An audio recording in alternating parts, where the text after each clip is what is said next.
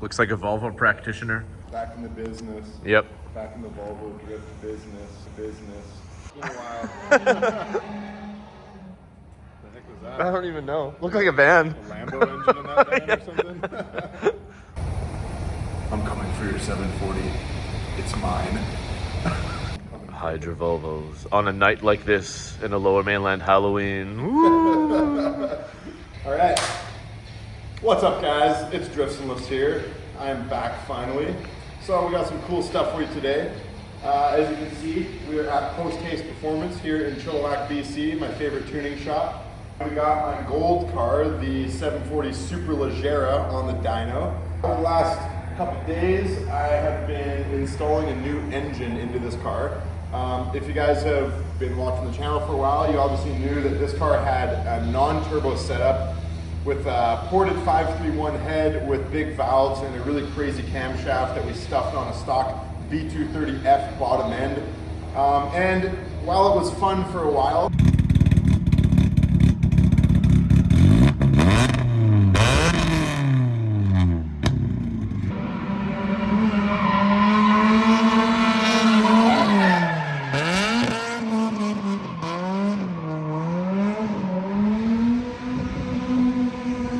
I got a little bit bored of the setup and it needed to be revamped. It needed to have higher compression pistons and ITBs and a bunch of expensive stuff. So for the meantime, because I want to compete in some grassroots drifting competitions in this car, I decided, hey, let's take a bunch of stuff that I had in the garage and swap it back to a basic old B230 FT turbo engine. So that's what we got in. If you want to come take a look here, Christian. I got my boy Christian, my fellow Volvo lover, helping me film this video. Here's what we got. So basically I started with a Squirter B230 FT bottom end. Thing has like probably 350,000 kilometers on it. I took another head from another engine I had. I took it and slapped that head on this bottom end. It's just a stock 530 head, so no 531 or big valves, nothing like that. Then we got our friends from Maxpeedingrods to send us a TO4E turbo. So they were nice enough to hook me up with this turbo just for testing. They wanted me to film a video of it and see how it does. And I didn't have any other turbos kicking around in the garage, so this should be a pretty good turbo to run for the setup that I'm trying to do here. This car, I wanted to make an honest 230 to 250 wheel horsepower. It just needs to have enough power to compete in grassroots drifting competitions, and unfortunately the NA setup only made 150 wheel horsepower and it had no torque. It was terrible on fuel, so driving the car around town, I would spend 40 bucks just going to the store and back. It was just god awful. So yeah, I think this is going to perform pretty good. We just fired up the car. Dan at Post Haste here got it running, and everything seems like it's running pretty good. We checked the valve lash, which brings us to our next thing. The main thing of this video is we're going to be testing 4 different camshafts on this engine. So our good friends at IPD sent us one of their classic IPD turbo camshafts. So that's actually what we have in the engine right now.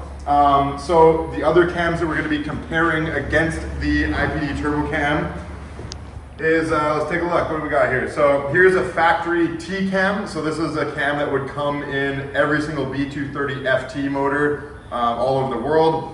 A pretty mild cam. I don't have the specs off by heart, but I'll put the specs on the video right here somewhere. So T-cam, pretty stock. It keeps the engine a non-interference engine, so it actually doesn't have enough lift to make the engine interference. Now we got pretty cool cam. This is actually an A cam. This is a little more aggressive. I think it's about like 10.5 millimeters of lift as opposed to like 9.8 or whatever the T-cam has. It's got more duration. It would have came out of some older 240s and I believe like a B230 ET from Europe and stuff. So this is definitely a more aggressive cam, and I was lucky enough to get it from one of my Swedish buddies. He sent me this over. It has a slot in it. A lot of these A-cams, when you find them in a 240 motor, it's not going to have the slot for the rear-mounted, head-mounted distributor. So we're going to be testing this cam. My friend Christian here that's filming actually has one in his car and he likes it quite a bit, but we've never actually had it on the dyno to see really, what it's going to do. So A-cam, And then we got another special cam here. So this is actually a Volvo V camshaft. I got this from a Penta engine that I bought a long time ago. It's been sitting in the garage for a while. And this is probably the most aggressive out of these three.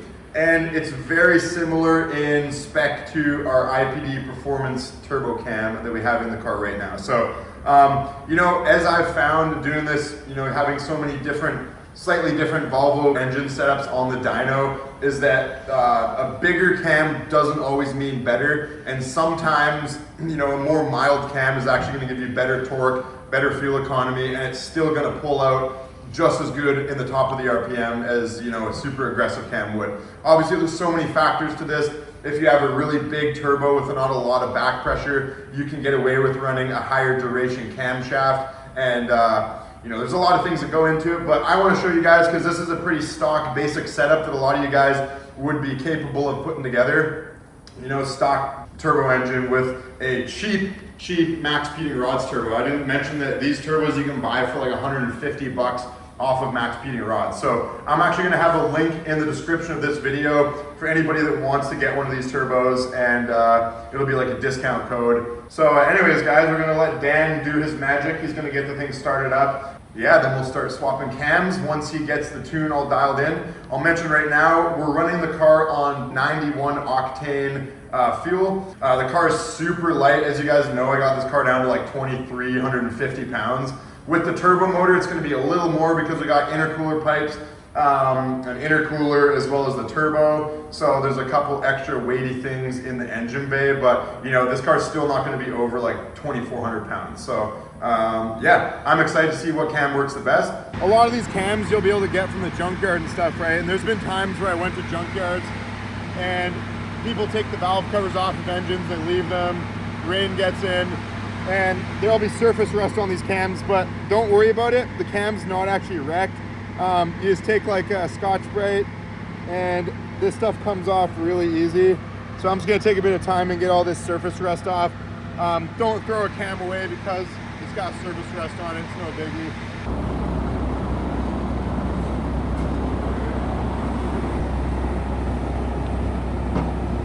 I'm excited. Have like a decent car that's decent on fuel. I'm gonna end up putting a longer gear ratio in it because obviously the last setup had a really hot, like higher revving, low torque engine, so it has a 4:10 ratio rear end in it now. I'm gonna swap to a 331 for like the longest one that you can get from stock Volvo 740. And I think it'll pair with the more torquey turbo engine setup better than the super short gearing.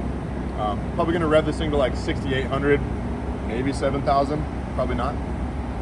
I guess we'll see like where the power ends up, and that's what will determine where the red line should be.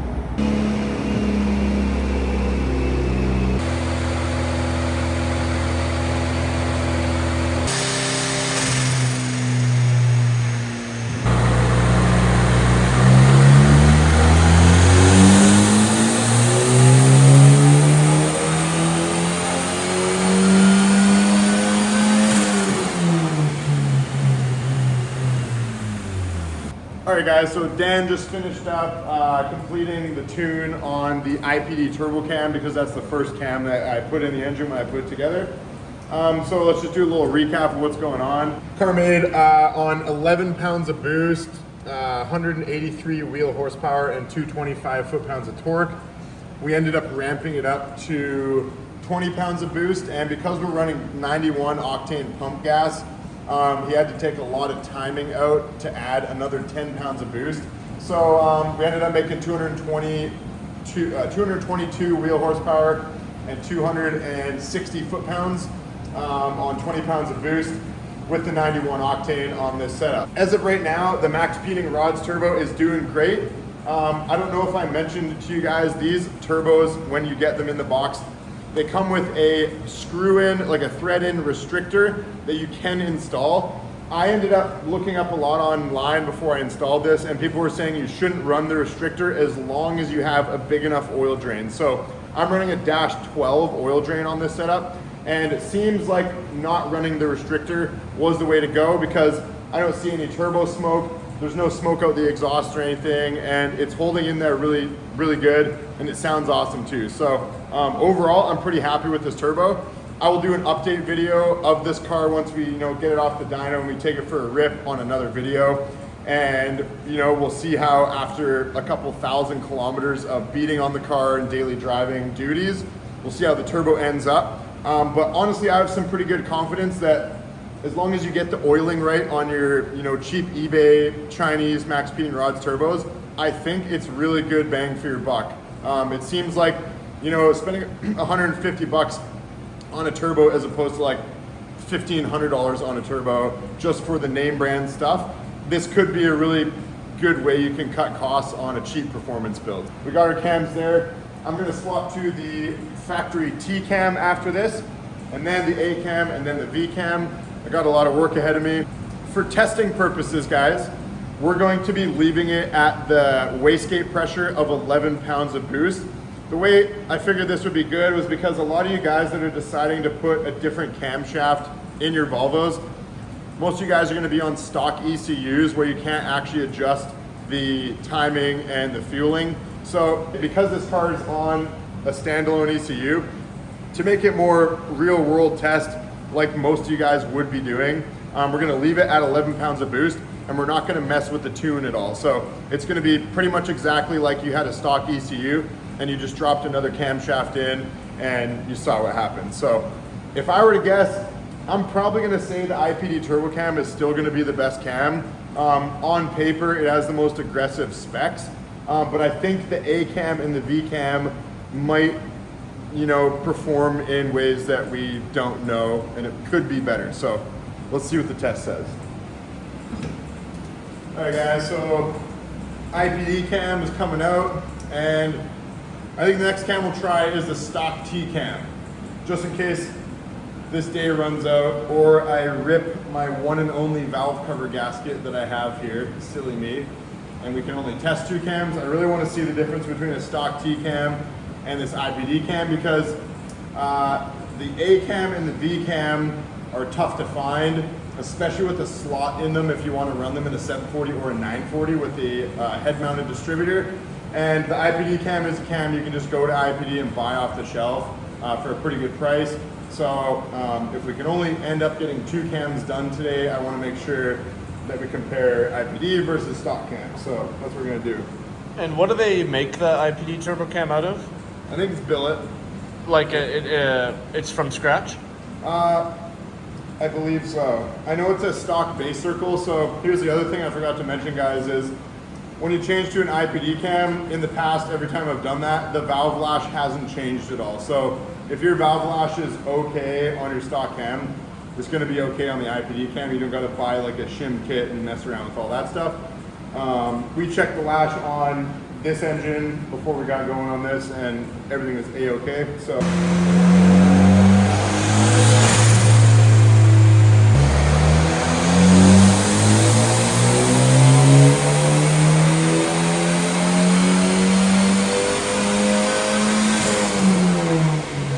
All right guys, so we just completed the runs on the stock T-cam, and good news for the IPD turbo cam, it outperformed the stock T-cam by a good margin.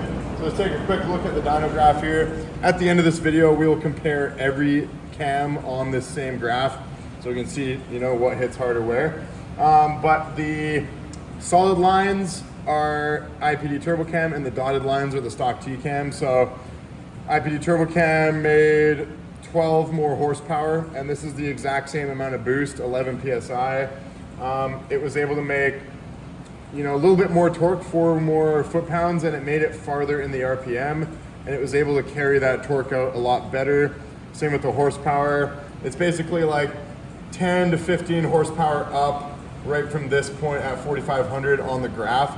So IPD advertises their IPD turbo cam to make about 15 to 25 more horsepower. This is on a dyno, so this is wheel horsepower.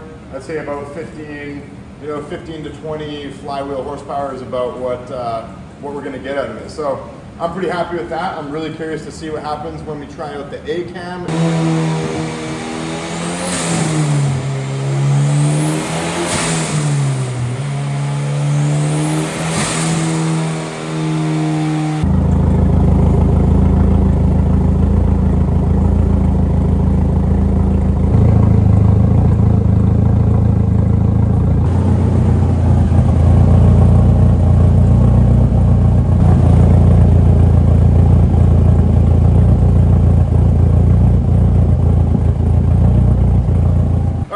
we just finished the dyno run with the A-cam.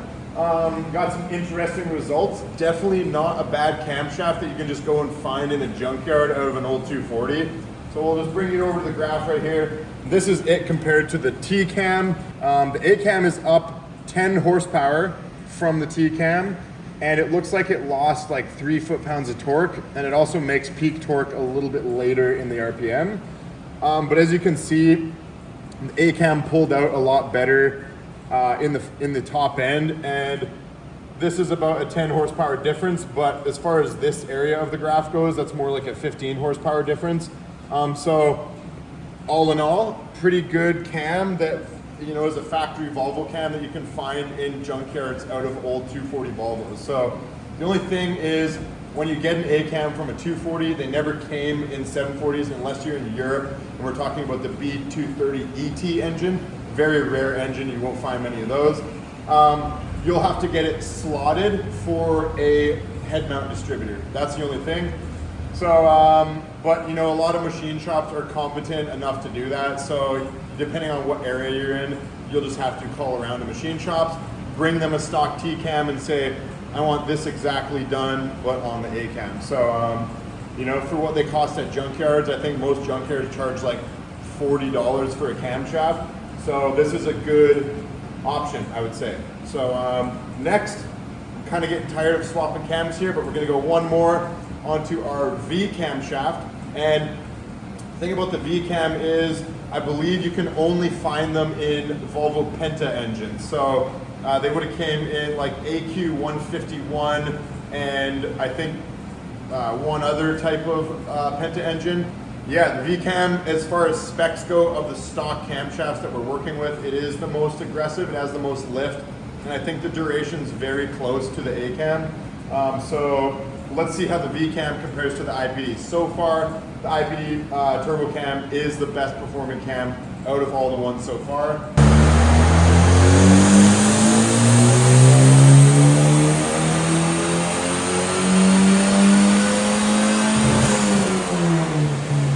Alright guys, so we just did our pulls with the Volvo V camshaft, our Penta camshaft. This is the stock T-cam in comparison to the V-cam. And as you can see, the V-cam is a really strong performer, especially up top. Again, this is the exact same amount of boost as we did the test with all the other cams. And as you can see, this cam actually put 21 more wheel horsepower at the same boost in comparison to the stock T-cam. So that's a pretty good gain for just like a chucking a boat cam in your Volvo engine. All right guys, day 2 of dyno things. So we're gonna finish up the pump gas tune on the V-cam. That's the cam we ended up deciding to stay with. And I got talked into doing some ethanol. We didn't end up going with ethanol on this car. There's no point, I'm not really going for 300 wheel horsepower or anything crazy. By our good friend Dan here at Post Ace Performance. He really likes tuning on ethanol because you can make way more power on the same boost. You can add a lot more timing. You know, we're gonna be sitting at around 225 wheel horsepower with the V-cam on pump gas. Probably be able to bump that up to like 280, maybe even 300 on ethanol. So I got my ethanol sensor here. We're gonna plug it into the return line on the fuel rail. And yeah, this should be wrapped up pretty soon. And then I have some extremely bad oil leaks to fix. This thing is absolutely puking out of the front main seal and the rear main seal as well. So I got a little bit of work ahead of me after we're done the dyno tuning session. All right guys, so tune is complete. So we just finished our full boost, max boost tuning on E60 ethanol, and the results are pretty awesome. I'm really happy with how much power this car made. We ended up with 303 wheel horsepower and almost 360 foot-pounds of torque at 25 pounds of boost on this little Maxpeedingrods turbo. So shout out to Maxpeedingrods. Their turbo currently is still holding in and hasn't showed any signs of destruction or blowing up or smoking or nothing. So hopefully it stays like that. But look at the torque on this thing. And this is a beautiful dyno graph, honestly. We're pretty much making 300 horsepower all the way from just over 4,000 RPM pulling it out pretty much all the way to 6,500 RPM. Yeah, full boost, 25 pounds at around 4,000 RPM, and nice chunky torque. So this V-cam with this simple turbo is pretty awesome. So again, shout out to Maxpeedingrods.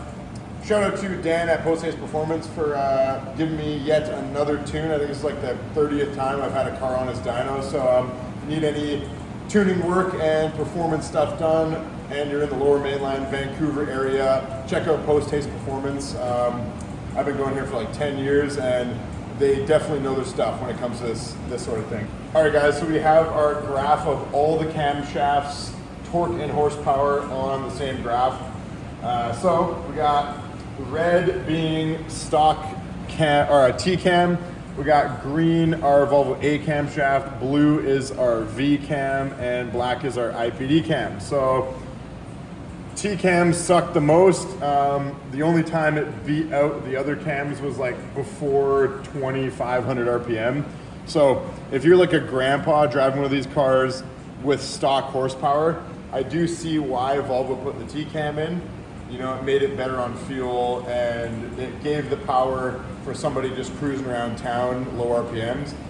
I ended up going with the V-cam, and I'm pretty happy with my decision. So yeah, but anything other than a stock T-cam, if you find one, put it in your car, because you're gonna enjoy it over the stock T-cam, especially as most of you guys these days are building these cars to have fun in. I don't think very many people are just daily driving grandpa cars anymore.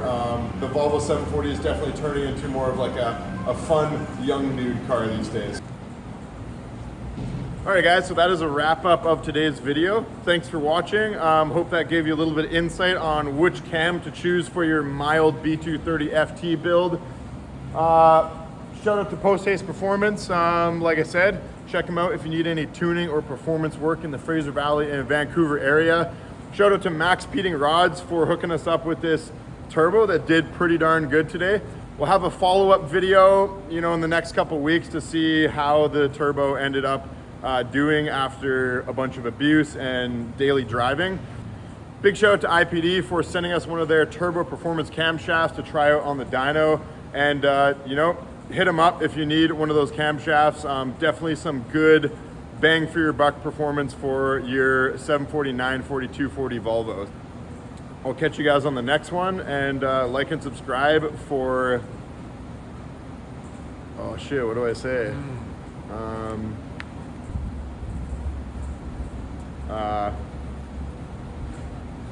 Like and subscribe for high protein Volvo meals. Peace out.